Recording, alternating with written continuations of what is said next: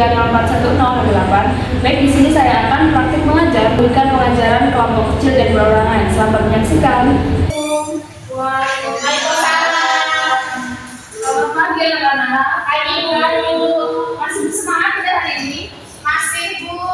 Tidak mau masih semangat ya hari ini. Belum sarapan Bu. Oh iya, kenapa belum sarapan sehari? Telat Bu. Sehari sudah sarapan? Maya? Sudah Bu. Alhamdulillah. Bisa lagi sarapan ya sore hari. Hari ini Tidak kelaparan. baik Bu. Oke, hari ini buat terlebih dahulu ya. Hadir semua hari ini? Hadir Bu. Oke. Sore hari? Hadir. Saudara Bunda Marisa? Hadir Ibu. Maya Lawatu? Hadir Ibu. Ya, alhamdulillah hadir semua ya hari ini. Berarti Allah memberikan kita kesempatan untuk bertemu kembali pada minggu ini dalam keadaan sehat walafiat. Oke, sebelum kita mulai pelajaran hari ini, alangkah baiknya kita berdoa terlebih dahulu kepada ketua kelas yang untuk dipimpin. Baik teman-teman, sebelum kita mulai pembelajaran pada pagi hari ini, kita berdoa terlebih dahulu. Agama dan kepercayaan masing-masing. Berdoa mulai.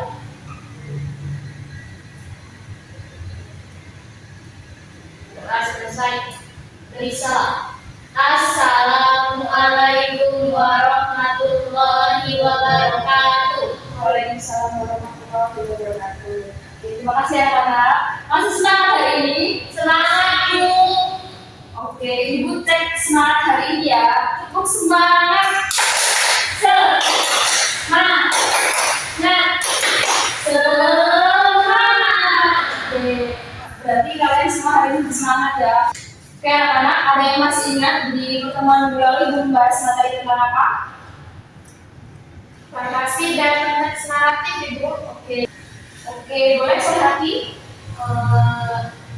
Teks naratif adalah teks yang menceritakan apa yang peristiwa secara kronologis itu dari awal, tengah hingga akhir. Nah, untuk menghibur, memberi pesan moral dan menyampaikan suatu pengalaman. Ya, bagus ya, saya hati. Ada yang masih ingat lagi?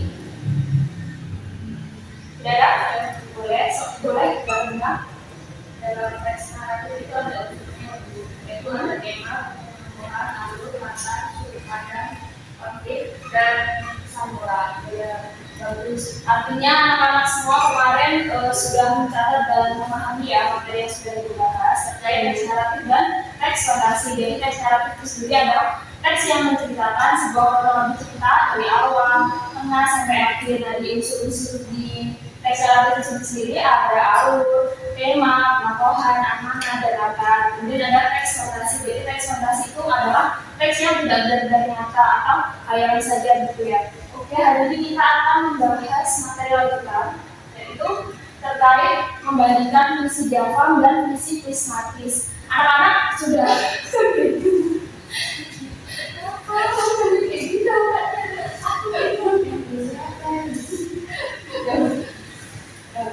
karena kita akan memasuki materi yang baru, yaitu terkait membandingkan puisi diafram dan puisi prismatis. Anak-anak sudah pernah kan sebelumnya membaca puisi? Nah, anak-anak biasanya kalau membaca puisi itu langsung bisa memahami maknanya atau masih memikirkan gitu ya? Apa sih makna dari puisi tersebut?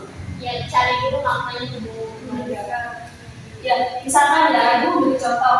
Misalkan dalam puisi itu ada bait aku sayang ibu gitu ya. Nah, puisi itu ketika kita mendengar atau membaca kita kan langsung memahami ya makna dari puisi tersebut itu apa. Ya, Ibu berarti saya menyayangi ibu saya. Kemudian ada puisi yang sulit dipahami atau membuat kita itu harus memikirkan maknanya berkali-kali gitu ya.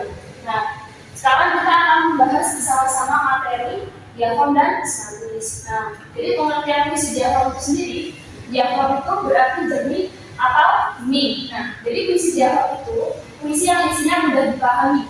Puisi diafram sering disebut sebagai puisi polos. Nah, kalimat-kalimat yang ada di dalam puisi diafram itu biasanya bersifat umum dan jelas. Dan kemudian kalimatnya itu biasanya digunakan dalam percakapan sehari-hari. Seperti yang sudah dicontohkan tadi dalam bait aku sayang ibu gitu ya. Nah, contohnya di sini ada pada sebuah kedai kopi. Kemudian itu ada pengertian puisi prismatis. Jadi prismatis itu sendiri mempunyai makna yang cukup sulit untuk dipahami. Nah, kalimat-kalimat ini mengandung majas dan perlu ditafsirkan agar dapat dipahami pesan-pesan yang ada di dalamnya. Nah, contohnya itu ada puisi kedai kopi pukul 11 siang. Oke, lanjut. Nah, di sini kosakata. Aduh, mati. Sabar ya, Kak.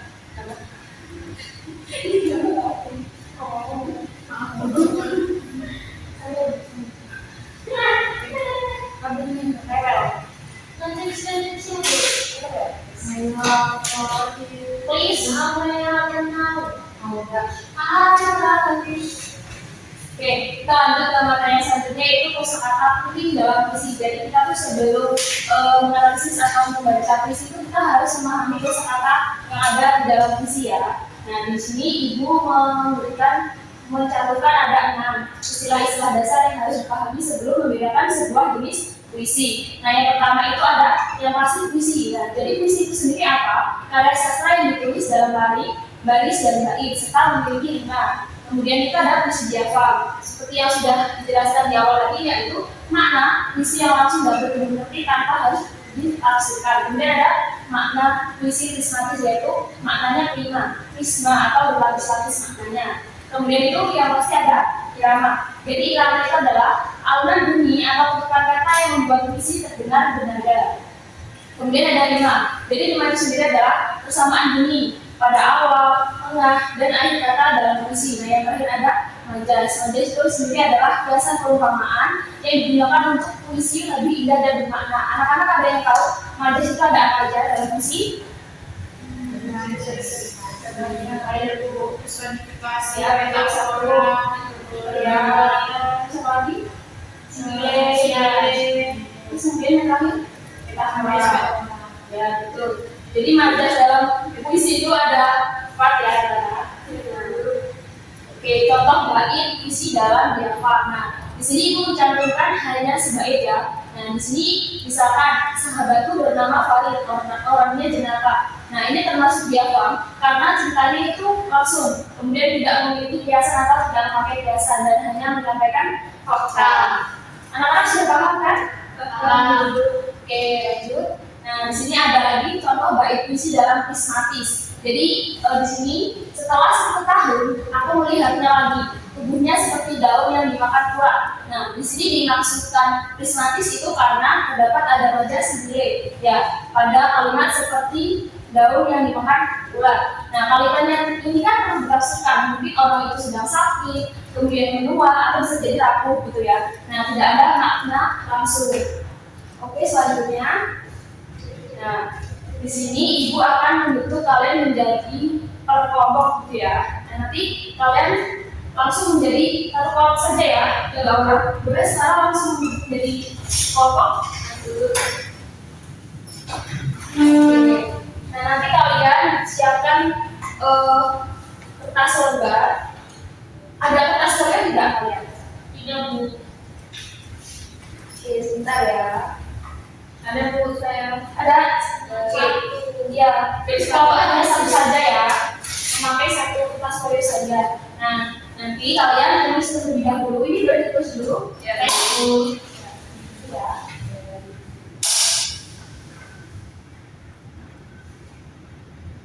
Sudah? Sudah Bu. Oke, kita akan ke pertanyaannya. Nah, di sini ada 3 pertanyaan untuk tugas kelompok. Yang pertama, apa makna puisi itu menurut kalian, gitu ya? Kemudian ada ciri apa yang paling terlihat, dan yang terakhir itu menurut kalian ini puisi diafam atau prismatis dan jelaskan alasannya. Nah, nanti kalian kerjakan di kertas folio sebelah itu, nanti dikerjakan, dikumpulkan ke ibu ya. Ya, dikasih waktu 15 menit dari sekarang. Ya, waduh. 20 ya, Bu. Dari itu ya, ya. Oke. Iya.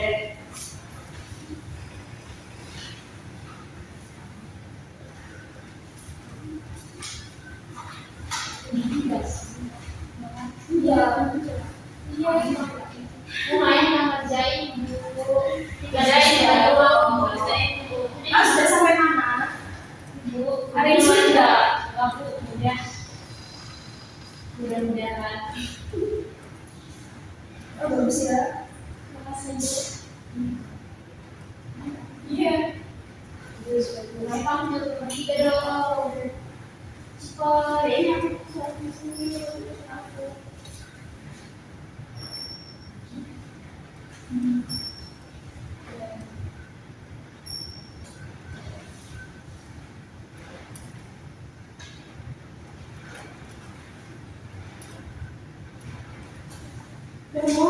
sudah? Sudah Bu. Boleh dilihat terlebih dahulu. Boleh Bu. Bayang 20 menit. Wah, bagus ya. Masuk di dalam kalian. Oke, nanti nilai terbaik ya. Oke. Sekarang, Ibu akan memberikan kalian tugas itu. Kan kalian tadi sudah mencoba membedakan puisi yang sudah Ibu berikan tadi ya. Nah, di sini Ibu sudah menyediakan kertas berwarna dan 3 warna. Nanti kalian pilih di dalam kertas ini ada soal. Nah, nanti Ibu akan pilih kalian untuk maju sesuai dengan warna yang Ibu mau. Terus siapa dulu mau maju? Ya udah, dan buka dulu ya. Oke. Boleh dibuka sekarang. Jangan dikasih tahu dengan teman seberang kalian ya. Kita berdiskusi ini individu. Iya, maksudku kan tadi terus dikata kan tadi habis kelompok. Nanti kalian jadi walaupun kalian satunya tuh jangan ngobrol Iya. terus jadi ini saya itu. Jalan dulu ya, anak. Jangan menonton sebelah ya.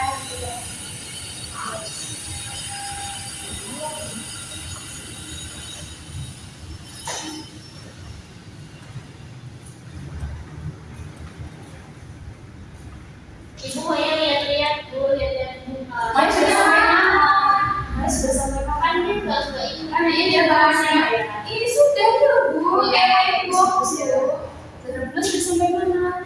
Oh ya terus. Terus suaranya juga bagus. Bu.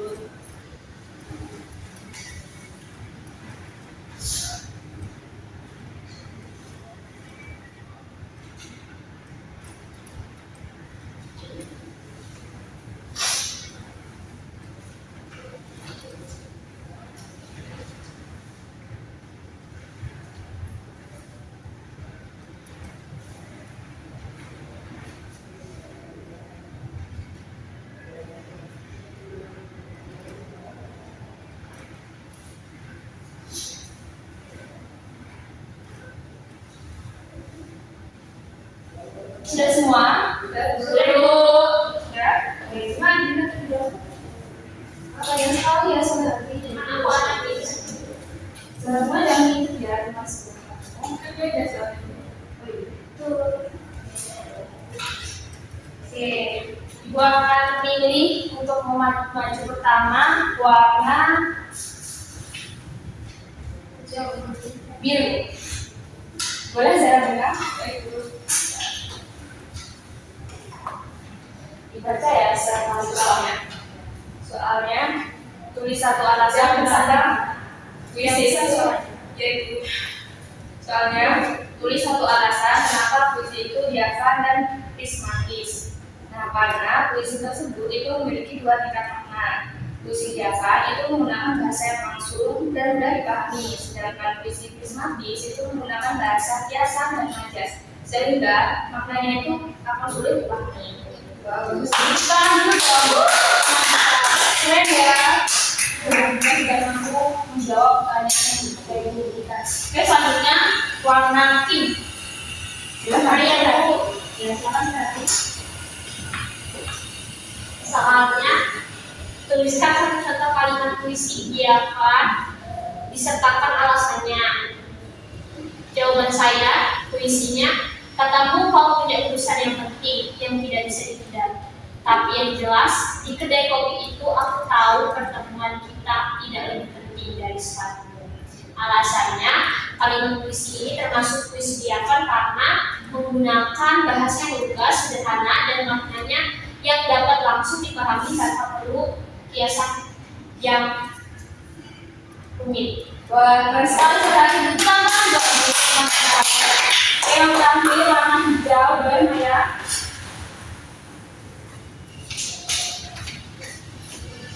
Jadi soal saya, tuliskan satu contoh hal yang prismatis, sedangkan alasannya. Contoh dari puisi prismatis, bintang-bintang pun segera bergugur, kawanan rahim itu.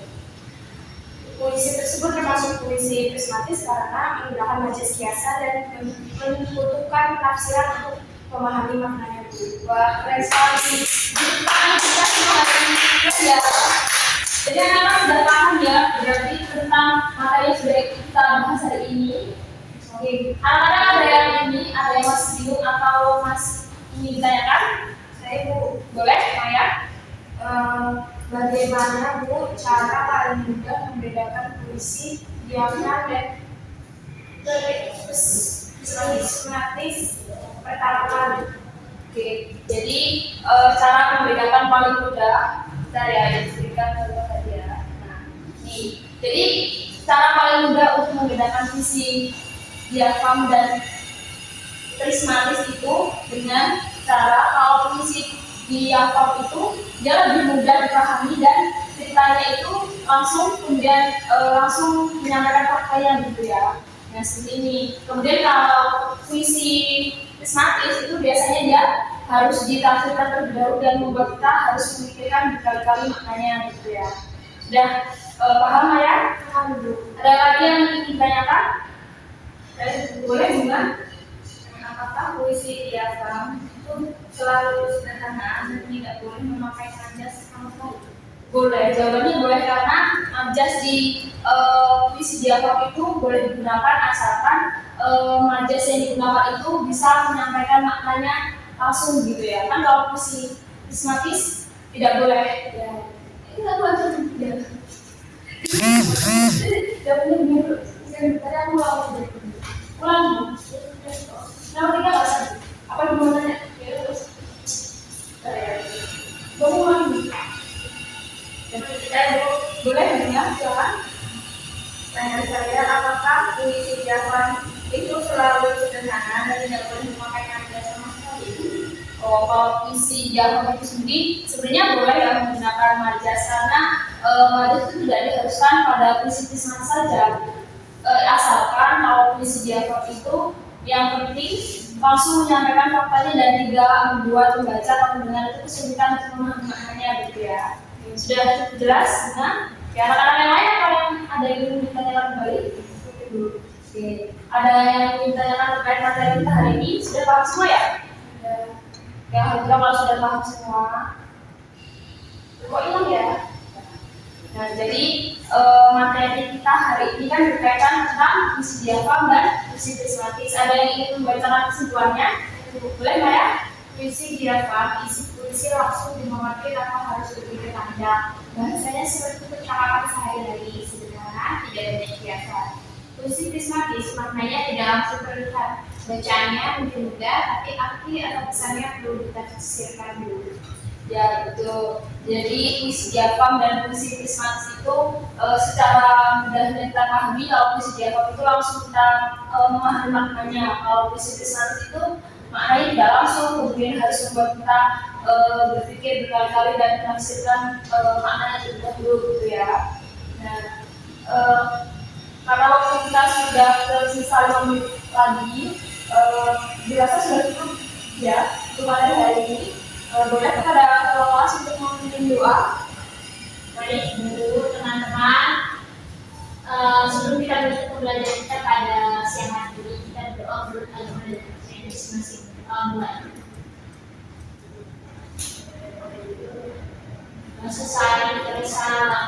Assalamualaikum warahmatullahi wabarakatuh.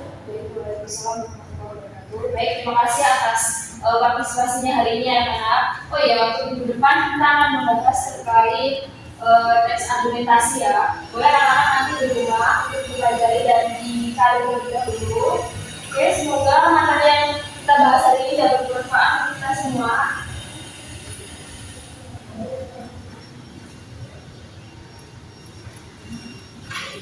Itu cukup dulu. Assalamualaikum warahmatullahi wabarakatuh.